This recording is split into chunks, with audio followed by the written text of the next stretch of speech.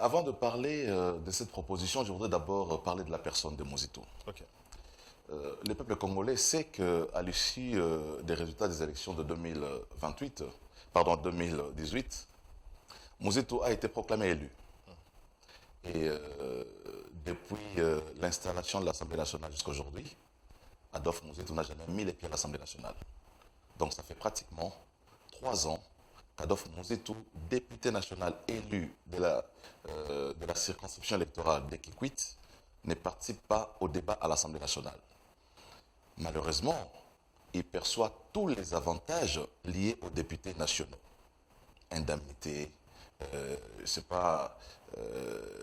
émoluments, palissades, tous les avantages qu'on donne aux députés, Adolphe Muzito en bénéficie. Il faut dire qu'à un certain moment, les hommes politiques ou les politiciens devront arrêter de jouer avec la population congolaise.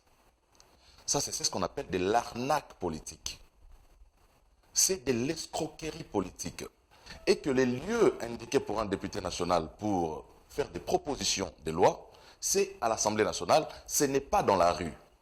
Adolphe Muzito n'est ni malade, ni empêché, ni à l'étranger. Il est avec nous ici au Congo pendant 3 ans. Il participe à toutes les activités organisées par l'AMUCA, marche, meeting populaire. Il a toujours été présent. Donc, il n'a pas un souci de santé. Il n'a pas été frappé par un cas de décès, mais il ne participe pas. Et il faut dire ici que l'Assemblée nationale devra impérativement jouer son rôle, faire appliquer les règlements d'ordre intérieur. Les règlements d'ordre intérieur de l'Assemblée disent lorsqu'un député s'absente pour des raisons inavouées, des raisons qui ne sont pas connues, pendant toute une session, il devra être invalidé. Mais Muzito, ça fait 3 ans. Nous avons connu combien de sessions à l'Assemblée nationale depuis l'installation de l'Assemblée nationale.